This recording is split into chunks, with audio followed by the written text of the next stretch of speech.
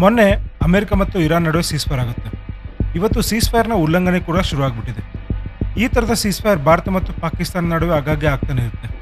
ಯಾವ ಥರ ಅಂದರೆ ಇಂಡಿಯಾ ಪಾಕಿಸ್ತಾನ ಮಧ್ಯೆ ಸೀಸ್ಫೈರ್ ಆದರೂ ಪ್ರತಿ ಸಲ ಪಾಕಿಸ್ತಾನ ಅದನ್ನು ವೈಲೇಟ್ ಮಾಡುತ್ತೆ. ಇಲ್ಲಿ ಒಂದು ವಿಷಯದ ಮೇಲೆ ಗಮನ ಹರಿಸಿ ನೋಡಿ, ಈ ಸೀಸ್ಫೈರ್ ಅನ್ನೋದು ಕೇವಲ 4 ದಿನದ ಡ್ರಾಮಾ ಅಷ್ಟೇ. ಬಹುತೇಕ ಎಕ್ಸ್ಪರ್ಟ್ಗಳು ಹೇಳುವಂತೆ ಇದು ಲಾಂಗ್ ಟರ್ಮ್ ಸೊಲ್ಯೂಷನ್ ಅಲ್ಲ. ಏಪ್ರಿಲ್ 8ಕ್ಕೆ ಸೀಸ್ಫೈರ್ ಆಗುತ್ತೆ. ಮೊನ್ನೆ ಏಪ್ರಿಲ್ 12ಕ್ಕೆ ಪಾಕಿಸ್ತಾನದಲ್ಲಿ ಪೀಸ್ ಟಾಕ್ಸ್ ಫೇಲ್ ಆಗುತ್ತೆ. ಲೆಬ್ನಾನ್ನಲ್ಲಿ ಇಸ್ರೇಲ್ ಪದೇ ಪದೇ ಏರ್ ಸ್ಟ್ರೈಕ್ ಮಾಡಿ 250ಕ್ಕೂ ಹೆಚ್ಚು ಜನ ಸತ್ತಿದ್ದಾರೆ. ಇರಾನ್ ಇದನ್ನು ಸೀಸ್ಫೈರ್ ಉಲ್ಲಂಘನೆ ಅಂತ ಕರೀತಾ ಇದೆ.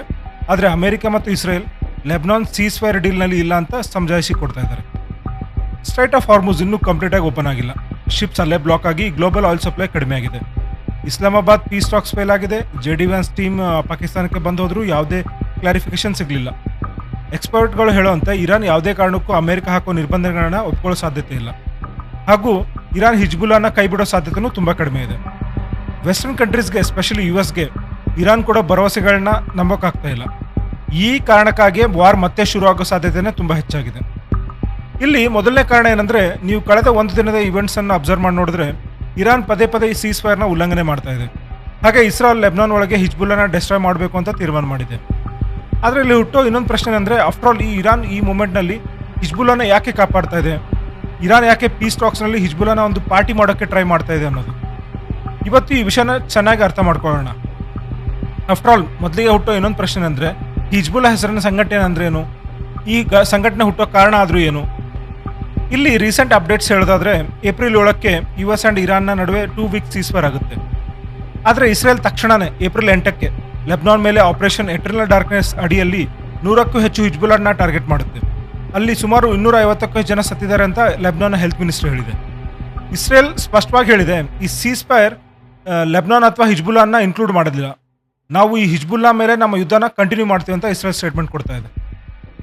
ಇರಾನ್ ಇದನ್ನು ತನ್ನ ಸೀಸ್ಫೈರ್ ಉಲ್ಲಂಘನೆ ಅಂತ ಹೇಳ್ತಾ ಇದೆ ಮತ್ತು ತಾನೇ ಕ್ರಿಯೇಟ್ ಮಾಡಿದಂಥ ಹಿಜ್ಬುಲ್ಲಾನ ಉಳಿಸೋದಕ್ಕೆ ಎಲ್ಲ ಥರದ ಪ್ರಯತ್ನ ಮಾಡ್ತಾ ಇದೆ.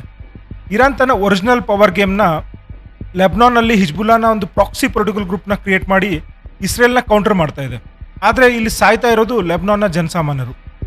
ಇಲ್ಲಿ ಹಿಜ್ಬುಲ್ಲಾ ಥರದ ಪ್ರಾಕ್ಸಿ ಪೊಲಿಟಿಕಲ್ ಗ್ರೂಪ್ ಇರೋದು ಯಾರಿಗೆ ಪ್ರಯೋಜನ? ಇರಾನ್ಗೆ ಬಿಟ್ಟು ಲೆಬ್ನಾನ್ನ ಯಾವ ನಾಗರಿಕರಿಗೂ ಇದರ ಪ್ರಯೋಜನ ಇಲ್ಲ. ಹಿಜ್ಬುಲ್ಲಾ 1982ರಲ್ಲಿ ಇಸ್ರೇಲ್ ಲೆಬ್ನಾನ್ನ ಇನ್ವೇಷನ್ ಸಮಯದಲ್ಲಿ ಇರಾನ್ನ ಸಪೋರ್ಟ್ನೊಂದಿಗೆ ರಚನೆ ಆಗುತ್ತೆ. ಶಿಯಾ ಮುಸ್ಲಿಂ ಗ್ರೂಪ್ ಆಗಿ ಇಸ್ರೇಲ್ನ ವಿರುದ್ಧ ರೆಸಿಸ್ಟೆನ್ಸ್ ಮಾಡೋದಕ್ಕೆ. ಇಲ್ಲಿ ಶಿಯಾ ಆಗಲಿ ಸುನ್ನಿ ಆಗಲಿ ಇಬ್ಬರದ್ದು ಒಂದೇ ಯೋಚನೆ, ಇಸ್ರೇಲ್ ಅನ್ನೋ ದೇಶ, ಯಹೂದಿ ಅನ್ನೋ ಜನ ಈ ಭೂಮಿ ಮೇಲೆ ಇರಬಾರ್ದು ಅಂತ. ಇವತ್ತು ಹಿಜ್ಬುಲ್ಲಾ ಇರಾನ್ಗೆ ಪರ್ಫೆಕ್ಟ್ ಪ್ರಾಕ್ಸಿ ಪೊಲಿಟಿಕಲ್ ಗ್ರೂಪ್ ಆಗಿ ಲೆಬ್ನಾನ್ನಲ್ಲಿ ವರ್ಕ್ ಮಾಡ್ತಾ ಇದೆ. ಹಾಗೆ ಲೆಬ್ನಾನ್ನಲ್ಲಿ ಇದ್ಕೊಂಡು ಇಸ್ರೇಲ್ ಮೇಲೆ ಆವಾಗ ದಾಳಿ ಮಾಡ್ತಾನೆ ಇರುತ್ತೆ. ನಾವು ಮಿಡ್ಲ್ ಈಸ್ಟ್ನ ಇತಿಹಾಸಕ್ಕೆ ಸ್ವಲ್ಪ ಹಿಂದಕ್ಕೆ ಹೋದರೆ ಒಂದು ವಿಷಯನ ನಾವು ಸೂಪರ್ ಕ್ಲಿಯರ್ ಆಗಿ ಕಾಣಿಸುತ್ತೆ. 1980ರ ದಶಕದಲ್ಲಿ ಇರಾನ್ ಲೆಬ್ನಾನ್ ಒಳಗೆ ಇರೋ ಶಿಯಾ ಮುಸ್ಲಿಮ್ನ ಸಪೋರ್ಟ್ ಮಾಡೋ ಕಾರಣಕ್ಕೆ ಹಿಜ್ಬುಲ್ಲಾ ಪಡೆನ ಕ್ರಿಯೇಟ್ ಮಾಡುತ್ತೆ. ಯಾಕಂದರೆ ಅಲ್ಲಿ ಸುನ್ನಿ ಮುಸ್ಲಿಮ್ಗಳು ಡಾಮಿನೆನ್ಸ್ ತುಂಬಾ ಜಾಸ್ತಿ ಇತ್ತು. Shia Muslim community political representation almost nil ಏನೂ ಇರಲಿಲ್ಲ. ಈ ಫಾಲ್ಟ್ ಲೈನ್ನ ಬಳಸ್ಕೊಂಡು ಇರಾನ್ ಲೆಬ್ನಾನ್ನಲ್ಲಿ ಶಿಯಾ ಮುಸ್ಲಿಮ್ಗಳನ್ನ ಸಪೋರ್ಟ್ ಮಾಡಿ 1982ರಲ್ಲಿ ಒಂದು ಪೊಲಿಟಿಕಲ್ ಪಾರ್ಟಿನ ಕ್ರಿಯೇಟ್ ಮಾಡುತ್ತೆ. ಅದರ ಹೆಸರು ಹಿಜ್ಬುಲ್ಲಾ, ಪಾರ್ಟಿ ಆಫ್ ಗಾಡ್, ಅಂದರೆ ದೇವರ ಪಕ್ಷ. ಹೇಳೋದಕ್ಕೆ ಒಂದು ಶಿಯಾ ಕಮ್ಯುನಿಟಿನ ಬೆಂಬಲಕ್ಕಾಗಿ ನಿಂತಹ ಪಕ್ಷ ಇದು ಹಿಜ್ಬುಲ್ಲಾ. ಆದರೆ ರಿಯಾಲಿಟಿ ನೋಡಿದ್ರೆ ಇರಾನ್ ತನ್ನ ಶಿಯಾ ಮುಸ್ಲಾಮಿಕ್ ರೆವಲ್ಯೂಷನ್ನ ಎಕ್ಸ್ಪ್ಯಾಂಡ್ ಮಾಡೋದಕ್ಕೆ ಕ್ರಿಯೇಟ್ ಮಾಡಿದಂಥ ಒಂದು ಪ್ರಾಕ್ಸಿ ಪೊಲಿಟಿಕಲ್ ಗ್ರೂಪ್. 1980ರಲ್ಲಿ ಇರಾನ್ನ IRGC ಫಂಡಿಂಗ್ನ ಮೂಲಕ ಟ್ರೈನಿಂಗ್ ಮತ್ತು ವೆಪನ್ಸ್ನ ಕೊಟ್ಟು ಹಿಜ್ಬುಲ್ಲಾನ ಮತ್ತಷ್ಟು ಬಲಿಷ್ಠ ಮಾಡ್ತಾ ಬಂತು. ಆಗಿನಿಂದ ಹಿಜ್ಬುಲ್ಲಾ ಲೆಬ್ನಾನ್ನಲ್ಲಿ ಸ್ಟೇಟ್ ವಿದಿನ್ ಎ ಸ್ಟೇಟ್, ಅಂದರೆ ದೇಶದೊಳಗೆ ಇನ್ನೊಂದು ದೇಶ ರೀತಿ ಅನ್ನೋ ಥರ ಬೆಳೀತಾ ಬಂತು. ಇಂದು 2020ರಲ್ಲಿ ಇದರ ಪರಿಸ್ಥಿತಿ ಏನಿದೆ ಅಂದರೆ, ಹಿಜ್ಬುಲ್ಲಾನ ಇನ್ನೂ ಇರಾನ್ ಫಂಡಿಂಗ್ನ ಮೂಲಕ ಪೊಲಿಟಿಕಲಿ ಆ್ಯಂಡ್ ಮಿಲಿಟರಿಲಿ ಮತ್ತಷ್ಟು ಪ್ರಬಲವಾಗಿ ಬೆಳೀತಾ ಬರ್ತಾ ಇದೆ. 2026 ಮಾರ್ಚ್ನಿಂದ ಇರಾನ್ ಇಸ್ರೇಲ್ ಯುದ್ಧದ ನಡುವೆ ಲೆಬ್ನಾನ್ನಲ್ಲಿ ಇರುವಂಥ ಹಿಜ್ಬುಲ್ಲಾ ಇರಾನ್ನ ಪರವಾಗಿ ಇಸ್ರೇಲ್ ಮೇಲೆ ರಾಕೆಟ್ ಅಟ್ಯಾಕ್ ಮಾಡುತ್ತೆ.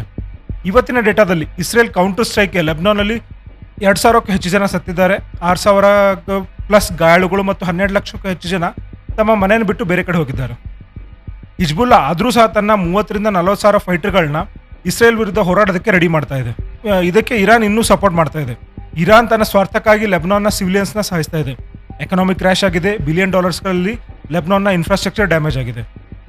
ಲೆಬ್ನಾನ್ ಗೌರ್ಮೆಂಟ್ ಹಿಜ್ಬುಲ್ಲಾನ ಮಟ್ಟ ಹಾಕೋಕ್ಕೆ ಎಲ್ಲ ಥರದ ಪ್ರಯತ್ನ ಮಾಡ್ತಾ ಇದೆ.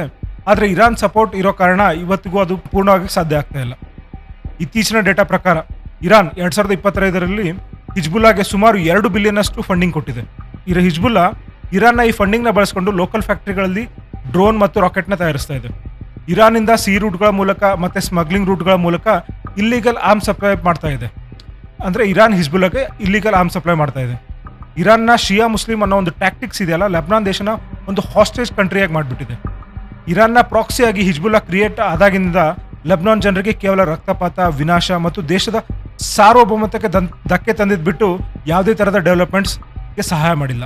ಇದು ಸಿಂಪಲ್ ಪೊಲಿಟಿಕ್ಸ್ ಅಲ್ಲ, ಇದು ಒಂದು ದೇಶವನ್ನ ಬಳಸ್ಕೊಂಡು ಇನ್ನೊಂದು ದೇಶದ ಮೇಲೆ, ಅಂದರೆ ಲೆಬನಾನ್ನ ಬಳಸ್ಕೊಂಡು ಇಸ್ರೇಲ್ ಮೇಲೆ ಒಂದು ಪ್ರಾಕ್ಸಿ ವಾರ್ ನಡೆಸುವಂಥ ಡೇಂಜರಸ್ ಗೇಮ್.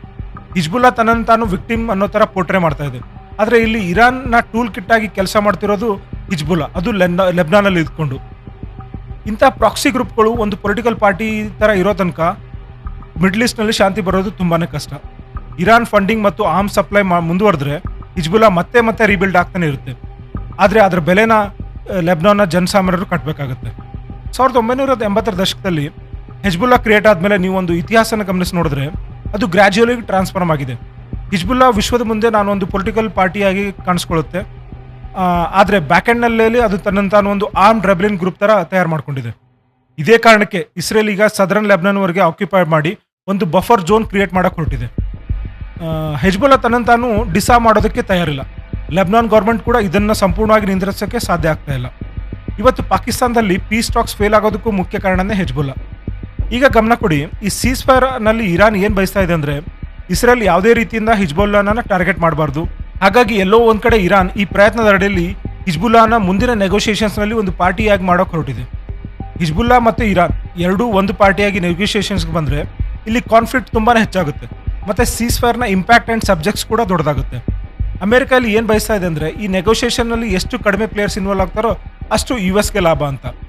ಅಮೆರಿಕದ ಬಿಹೇವ್ನ ಸ್ವಲ್ಪ ಅರ್ಥ ಮಾಡ್ಕೊಳ್ಳಿ. ಯಾಕಂದರೆ ಅಮೆರಿಕ ಏನು ಯೋಚನೆ ಮಾಡ್ತಿದೆ ಅಂದರೆ ನಾನು ಒಂದು ಏರಿಯಾದಲ್ಲಿ ಇದ್ದೀನಿ ಅಂದರೆ ನಾನು ಏರಿಯಾದಲ್ಲಿರುವಂಥ ರೌಡೀಸ್ಗಳನ್ನೆಲ್ಲ ಸೇರಿಸಿ ವೀಕ್ ಆಗಿರೋ ರೌಡಿ ಮೇಲೆ ಅಟ್ಯಾಕ್ ಮಾಡಿ ಅವ್ರನ್ನೆಲ್ಲ ಮಟ್ಟ ಹಾಕಿ ಕೊನೆಗೆ ಉಳಿದವ್ರನ್ನ ನಾವು ತುಂಬ ಈಸಿಯಾಗಿ ಟ್ಯಾಕಲ್ ಮಾಡ್ಬೋದು ಅನ್ನೋ ಯೋಚನೆ ಅಮೆರಿಕದ್ದು. ಆದರೆ ಇಲ್ಲಿ ಇರಾನ್ ಬಯಸೋದೇನಿದೆ ಅಂದರೆ ಲೆಬನಾನ್ನಲ್ಲಿ ಹಿಜ್ಬುಲ್ಲಾ ಒಂದು ಸ್ಟ್ರಾಂಗ್ ಪಾರ್ಟಿಯಾಗಿ ಬೆಳೆದು ಅಧಿಕಾರಕ್ಕೆ ಬಂದರೆ ಅಲ್ಲಿ ಪೊಲಿಟಿಕಲಿ ಇಸ್ರೇಲ್ನ ಟಾರ್ಗೆಟ್ ಮಾಡ್ಬೋದು ಅಂತ. ಮತ್ತು ಹೀಗೆ ಆಗಬೇಕಂದ್ರೆ ಇಸ್ರೇಲ್ ಲೆಬನಾನ್ನಲ್ಲಿ ಇರುವಂಥ ಹಿಜ್ಬುಲ್ಲಾ ಮೇಲೆ ಯಾವುದೇ ಥರದ ಅಟ್ಯಾಕ್ ಮಾಡಬಾರ್ದು ಅಂತ ನಿರ್ಬಂಧ ಹಾಕೋ ಎಲ್ಲ ಪ್ರಯತ್ನ ಪೀಸ್ ಟಾಕ್ಸ್ನಲ್ಲಿ ಇರಾನ್ ಮಾಡ್ತಾ ಇದೆ. ಇಸ್ರೇಲ್ನ ನಂಬಿಕೆ ಏನಂದರೆ ಹಿಜ್ಬುಲ್ಲಾನ ಡಿಸ್ಮ್ಯಾಂಟಲ್ ಮಾಡದೆ ಹೋದರೆ, ಅಂದರೆ ನಾಶ ಮಾಡದೆ ಹೋದರೆ ಅದು ಇಸ್ರೇಲ್ನ ನಾರ್ದರ್ನ್ ಬಾರ್ಡರ್ನಲ್ಲಿ ಒಂದು ಥ್ರೆಟ್ ಆಗಿ ಉಳಿಯುತ್ತೆ ಅಂತ. ಈಗ ಈ ಕಾಂಟೆಕ್ಸ್ನಲ್ಲಿ ಹುಟ್ಟೋ ಇನ್ನೊಂದು ಪ್ರಶ್ನೆ ಅಂದರೆ ಈ ಟೆಂಪರರಿ ಸೀಸ್ಫೈರ್ ಅನ್ನೋ ಒಂದು ಅವಕಾಶನ ಬಳಸ್ಕೊಂಡು ಪಾಕಿಸ್ತಾನ ಒಂದು ಕಚಡ ಕಂತ್ರಿ ಬಚ್ಚಾಬಜಿ ದೇಶ ಕನಸು ಕಾಣ್ತಾ ಇದೆ. ನಾವು ಈ ಜಗತ್ತಿನಲ್ಲಿ ಶಾಂತಿ ಸ್ಥಾಪನೆ ಮಾಡ್ತಾ ಇದ್ದೀವಿ, ನಾವು ಅಂದರೆ ಶಾಂತಿ ಅಂದರೆ ನಾವು ಅನ್ನೊಂದು ಪೋಸ್ಟ್ ಕೊಡ್ತಾ ಇದೆ. ಫ್ಯಾಕ್ಟ್ ಏನಂದರೆ ಈ ಸೀಸ್ಫೈರ್ ತುಂಬ ವಲ್ನರೇಬಲ್ ಆ್ಯಂಡ್ ವಲ್ಟರ್ ಆಗಿದೆ. ಯಾವುದೇ ಒಂದು ಸ್ಮಾಲ್ ರೀಸನ್ ಕೂಡ ಈ ಯುದ್ಧನ ಮತ್ತೆ ಸ್ಟಾರ್ಟ್ ಮಾಡ್ಬೋದು. ನಿನ್ನೆ ಇಸ್ಲಾಮಾಬಾದ್ನಲ್ಲಿ ನಡೆದಂಥ ನೆಗೋಷಿಯೇಷನ್ ಫೇಲ್ ಆದಮೇಲೆ ಆಗಲೇ ಇರಾನ್ ಆ್ಯಂಡ್ US ಮಧ್ಯೆ ಕ್ರ್ಯಾಕ್ಸ್ ಕಾಣೋದಕ್ಕೆ ಶುರು ಆಗಿದೆ. ಯಾಕಂದರೆ ಇಸ್ರೇಲ್ ತನ್ನ ಶಕ್ತಿ ಮೀರಿ ಹಿಜ್ಬುಲ್ಲಾ ಮೇಲೆ ಅಟ್ಯಾಕ್ ಮಾಡ್ತಾ ಇದೆ. ಅದರ ಅಬ್ಜೆಕ್ಟಿವ್ ಏನಂದರೆ ಈ 2 ವಾರದ ಸಮಯದಲ್ಲಿ ಹಿಜ್ಬುಲ್ಲಾನ ನಾನು ಎಷ್ಟು ನಾಶ ಮಾಡಬೇಕು ಅಷ್ಟು ಮಾಡ್ತಿದ್ದೀನಿ ಅನ್ನೋ ಉದ್ದೇಶ ಇಸ್ರೇಲ್ದು. ಏಕೆಂದರೆ ಅದರ ನಂತರ ಒಂದು ವೇಳೆ ನಾಳೆ ಅಮೆರಿಕ ಮತ್ತು ಇರಾನ್ ನಡುವೆ ಒಂದು ಡೀಲ್ ಇವೆನ್ಚುಯಲ್ ಆಗಿ ಸೈನ್ ಆಗಿ ಹೋದರೆ ಇರಾನ್ ಮತ್ತೆ ಹಿಜ್ಬುಲ್ಲಾ ಮೇಲೆ ದಾಳಿ ಮಾಡೋದು ಕಷ್ಟ ಆಗುತ್ತೆ ಅಂತ. ಅದಕ್ಕೂ ಮುಂಚೆನೇ ಲೆಬನಾನ್ನ ಸೌತ್ ಬಾರ್ಡರ್ಸ್ ಮೇಲೆ ಅಟ್ಯಾಕ್ ಮಾಡಿ ಒಂದು ಬಫರ್ ಝೋನ್ನ ಕ್ರಿಯೇಟ್ ಮಾಡೋ ಉದ್ದೇಶ ಇಸ್ರೇಲ್ದು. ಆದರೆ ಇನ್ನೊಂದು ಮುಖ್ಯ ವಿಷಯ ಏನಂತಂದರೆ ಇರಾನ್ ಮುಂದಿನ 2 ವಾರಗಳಲ್ಲಿ ಯಾವುದೇ ಡೀಲ್ ಸೈನ್ ಆಗೋವರೆಗೂ ಇಸ್ರೇಲ್ ಹಿಜ್ಬುಲ್ಲಾ ನಾಶ ಮಾಡೋದಕ್ಕೆ ಬಿಡಬಾರ್ದು ಅಂತ ನೋಡ್ತಾ ಇದೆ. ಕಾರಣ ಏನಂತಂದರೆ ಇಸ್ರೇಲ್ ಹಿಜ್ಬುಲ್ಲಾನ ಕೆಪಬಿಲಿಟಿನ ಡಿಸ್ಮ್ಯಾಂಟಲ್ ಮಾಡದಿದ್ರೆ ಇರಾನ್ ಬಳಿ ಒಂದು ಪ್ರಾಕ್ಸಿ ಗ್ರೂಪ್ ಇರುತ್ತೆ, ಅದು ಇಸ್ರೇಲ್ನ ಟಾರ್ಗೆಟ್ ಮಾಡೋದಕ್ಕೆ ಅಂತ. ಇದರ ಕಾರಣದಿಂದಾಗಿ ಈ ಸೀಸ್ಫೈರ್ ಪೂರ್ತಿಯಾಗಿ ಫೇಲ್ ಆಗೋ ಚಾನ್ಸಸ್ಸೇ ಜಾಸ್ತಿಯಾಗಿ ಕಾಣ್ತಾ ಇದೆ. ನನ್ನ ಅಭಿಪ್ರಾಯ ಏನಂದರೆ ಒಂದು ವೇಳೆ ಇಸ್ರೇಲ್ ಈ ವಿಷಯದಲ್ಲಿ ಒಪ್ಪದೆ ಹೋದರೆ ಇದೇ ವಾರದಿಂದ ಇರಾನ್ ಈ ಸ್ಟ್ರೇಟ್ ಆಫ್ ಹಾರ್ಮುಜನ್ನು ಒಂದು ಟೋಲ್ ಗೇಟ್ ಥರ ಯೂಸ್ ಮಾಡೋ ಎಲ್ಲ ಲಕ್ಷಣ ಕಾಣ್ತಾ ಇದೆ. ಅಂದರೆ ಇಲ್ಲಿ ಪಾಸ್ ಆಗೋ ಎಲ್ಲ ಶಿಪ್ಗಳಿಗೆ ಎಂಟ್ರಿ ಫೀಸ್ ಹಾಕಿ ಟ್ಯಾಕ್ಸ್ ಕಲೆಕ್ಟ್ ಮಾಡೋಕ್ಕೆ ಇರಾನ್ ಎಲ್ಲ ಥರದ ತಯಾರಿ ಮಾಡ್ತಾ ಇದೆ. ಒಂಥರದ ಫಾಸ್ಟ್ ಟ್ಯಾಗ್ ಥರ. ಅಮೆರಿಕ, ಒಮನ್, ಕತರ್ ಯಾವುದೇ ದೇಶ ಈ ಮೊಮೆಂಟ್ನಲ್ಲಿ ಸ್ಟ್ರೇಟ್ ಆಫ್ ಹಾರ್ಮುಜನ್ನು ಟೋಲ್ ಗೇಟ್ ಮಾಡೋದಕ್ಕೆ ಬಯಸ್ತಾ ಇಲ್ಲ. ಆದರೆ ಇರಾನ್ ಈಗಾಗಲೇ ಅದಕ್ಕೆ ಬೇಕಾದಂತೆ ಎಲ್ಲ ತಯಾರಿ ಮಾಡ್ಕೊಳ್ಳೋಕ್ಕೆ ಶುರು ಮಾಡಿದೆ. ಇಲ್ಲಿ ಇರಾನ್ ಸ್ಟೇಟ್ ಆಫ್ ಹಾರ್ಮುಜನ್ನು ಕಂಟ್ರೋಲ್ ಮಾಡೋದಕ್ಕೆ ಅತಿ ದೊಡ್ಡ ಕಾರಣ ಏನಂದರೆ ಅಲ್ಲಿ ಯಾವುದೇ ದೇಶದ ಶಿಪ್ ಪಾಸ್ ಆದರೆ ಟೋಲ್ ಟ್ಯಾಕ್ಸ್ ಕೊಡಬೇಕು ಅಂತ.